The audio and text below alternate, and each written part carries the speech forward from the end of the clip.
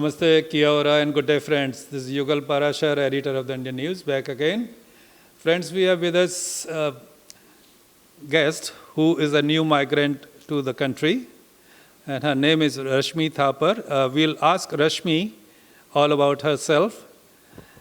Good morning, Rashmi. Good morning. And welcome to the Indian News. Thank you so much. My first question is going to be the obvious one. What brings you here to the country?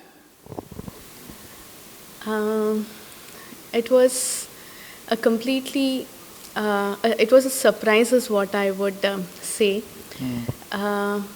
Being in India and suddenly we got an opportunity to come over to this place and to experience this place, and that's how we just decided and we moved to New Zealand. So my husband, he also works in IT sector, so that was one of the prime reason why we moved to New Zealand.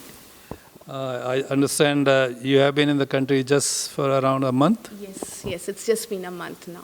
So how has been your experience so far? It's a beautiful experience in a different way, because in India, the whole convenience and being in, kind of you're brought up in India, the whole cultural difference and all is what I get to experience over here. But again, I see that the Indians over here, probably because they are far apart from India, they all are connecting back to the roots, which I've experienced here, talking to many of the Indians and going to the temple. So on a whole, though it's a different experience, as of now, I'm thoroughly enjoying it. The weather, the whole school environments, everything is lovely. The only thing which I want to bring in over here is the Indian roots I already find in many of the Indians. I'm just trying in any possible way from my side if I can bring in the art of the Indian art over here.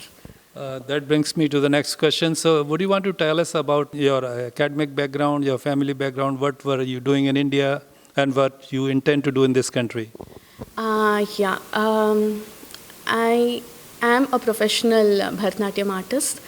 Alongside, I was also working as an IT software engineer. So I started my journey while I was around 5 to 6 years old. So just like any parent would want their children to be in the art forms, so was my mother.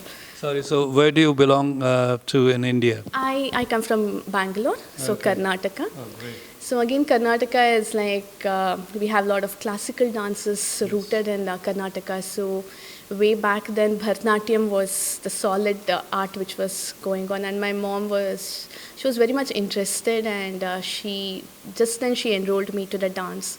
And that's when Is your mom is also a dancer? No, she is not a dancer. Okay. She was a Veena artist, and just as a hobby. Sure. So she used to do that, but she was fascinated looking at the videos of Dr. Padma Subramaniam and all coming in the Doordarshan. Yeah. So that's what triggered her, and she enrolled me to the dance classes, and from there the journey started. So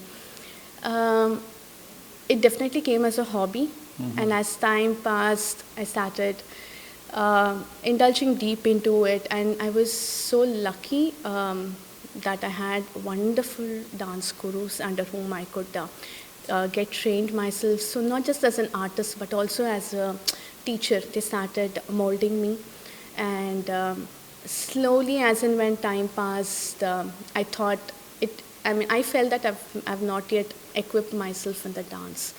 So I wanted to indulge myself more into it, go in depth with that. And that's when I did my degree in dance, and then I did the master's. Sure. I did my MPhil, and currently I have just submitted my PhD thesis, and that's also on dance. Oh, great. So that was also on dance. So I'm just waiting for my final defense. So along with the dance, I also had an academic career. So I hold a master's in engineering, and I was working as a software engineer for about 8 years at GE Healthcare. So both dance and academic was going on parallel in my whole journey. So how has been your journey so far as a dancer or an artist and a teacher? It's a wonderful journey, but that's what there was a moment wherein I was so much disturbed that I didn't want to dance. I was like, no, I don't want to dance, because my mom used to, like any parent. So she used to push me that, I have to practice so many hours. I have to be top in the competitions and everything. Yeah. So as a young child, I was like little, like, okay. I used to practice, it's like once, twice, thrice, and then she's like, no, you have to do it another time.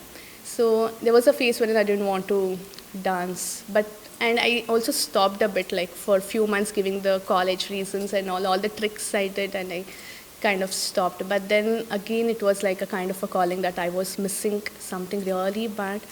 And probably because of the dance, I was able to focus much on my studies. So once I left, not left, but when I took that gap, my studies, everything started going down. Yeah. And there was something which I was missing very badly. And I used to get a scholarship also, at that time, a national level scholarship. So that was also one of the reasons that I had to continue. So I started continuing with the dance. And then once I got into the teaching profession, it's been like 18 years now I'm teaching my students. So I run an institute in Bangalore. So that whole teaching experience changed the whole perspective of dance. Like, what you are as a performer, you need to be a different person while you are a teacher. So that whole perspective changed for me, and it's been a beautiful journey. And as and when you age, as and when you mature, and as and when you do a lot of research about the literatures, that's when you connect more with the dance, and you know that, okay, it's just not about the moments. It's like, it's a spiritual elevation that happens when you are dancing. Now, Rashmi, that prompts me to ask you, what drew you to go for research or do your degree, PhD in dancing only? Yeah. Was there anything left after your graduation and your MPhil? So you thought the need of doing your doctorate as well in the dancing? I mean, while I was young also, I wanted that thing of being called as a doctor. I used to feel that good. But I was very much scared of these injections, and also I didn't want to go to that medical line.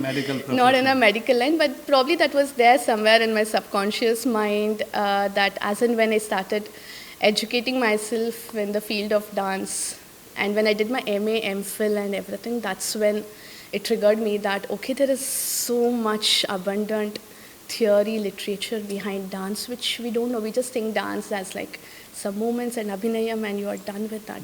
But that connection with the literature, because there is Shastra, there is Sampradaya. Sampradaya, you can just follow it like, when your teacher teaches. But that's when the question comes as like, why am I doing this? So to understand that why, you need to go back to the Shastra. So there is a connection between the Shastra and Sampradaya. So because I had so many such questions, it's like, why am I doing this in a particular moment like this? Why not like this and all? So when you go back to the Shastras, you get the meaning.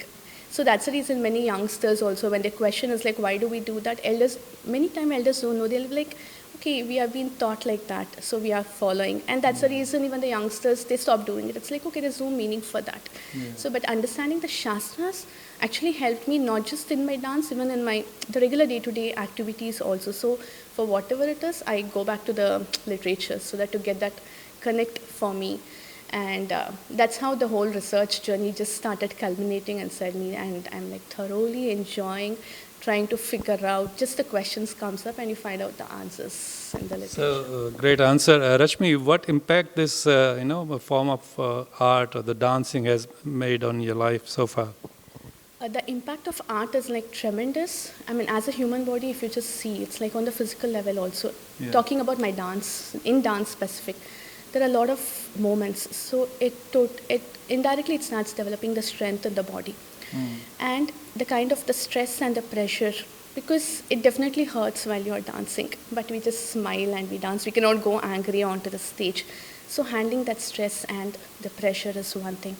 And again, it is connected to the intellectual, because you have so many movements, you have choreography, you have to remember that, you have to do that, you have to see the stage space, you have to see where the light is coming, you have to hear to the music. There are like so many things that is happening. So much of multitasking which is happening in the brain. So intellectual also and emotionally, because once you dance, there are happy hormones. All the cells are activated in your body. The happy hormone starts flowing inside your body. And it activates everything inside the body, which only after experience one can start figuring it out. Sure. And as one grow, they know like, okay, because the dance, right, this Natya Veda, it's a Veda. So it's not that it has just come out from, like a contemporary. No, it's a classical art. So it is a Veda. So when it is a Veda, these art forms were being performed by the Gandharvas. So it's the Devas who are performing these art forms. So from there it has come to us.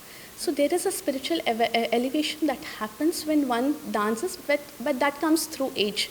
But apart from that, physically, intellectually, emotionally, so much happens within the body that many times even to my students I tell, like especially the parents, they'll be like, okay, exams times, no, I cannot send my child to the dance class. I'm like, you should be sending them. Because what they take 2 hours to study, they'll finish it up in an hour. Yeah. That's how the whole, everything gets activated. So the impact with respect to one's own lives is like, it's tremendous, and that is felt only during the practice, performance and all. It just doesn't happen like, 1 hour of a class and all, it just doesn't happen like that. When one indulges deep inside that, they'll find that elevation. So it becomes meditative at that particular point of time. So the impact for anyone, once any art form also, be it any art form, when they go deep into it, then there's definitely a lot of impact in the way they are. Everything starts reflecting. They can see their art everywhere, I would say. That is such an wonderful explanation. I'm just feeling like dumbstruck. Now, Rashmi, what would you want to tell to the aspiring, now since you have moved to New Zealand, there'll be many aspiring young dancers or kids or children who would be looking to someone to guide them and to teach them the right way. And with your answer, I can simply make out that you can definitely make them teach the art in a right way. So what's your message for those aspiring dancers? For me, as I told you earlier, like when I came to the temple over here, I could see many of the Indians getting their children, they are enjoying the bhajans, they all are playing bhajans and all. And that gave me a feeling that, okay, though they are out from the main, the country, from their roots, they are still connected to the divine, they are still connected to the roots in one or the other way. So my idea or the whole intention is that whatever the privileges we have it in India, like be it the workshops or the lecture demonstrations, performances, organizing and everything, which I have been doing it over there. I want to get that privilege also for the children over here who want to learn the art form. So it's very important, and it's also convenient in India because we all are deeply rooted into that. And in the southern part of India, you can see every house will have an artist. There's someone who would be practicing artist, so it's much easier over there. But over here, I don't want those children to miss on that, and I want them to follow that whole Guru Shishya Parampara, what we have learned, right? It's important for us to pass it on for the children because they are the one who would next take it forward. And I want to do it in the most authentic way so that the whole of that art form, what was there as Natya Veda, it has to persist, it has to be there so that it goes forward. And as I say, it's like, and that's the reason probably it's called as a classical art. It's not a contemporary art, it's a classical art. Sure. There is that classicism in that, and that is what I want to give it to the children over here. And I'm looking forward if I can get the students who are aspiring students who would want to learn the art form, so that whatever with the experience I have, I just want to teach them, and I want them to learn and explore the art on the whole. That's really, really great. So folks, meet Rashmi Thapar, especially the young children who are aspiring to, learning the art of dancing. She will be in New Zealand now because she has chosen New Zealand as her home now. So we wish you all the very best on behalf of the Indian News. Thank you so much. And hope to see you sometime soon. Thank you so much for your time today. Thank you for this. Thank you, Rashmi.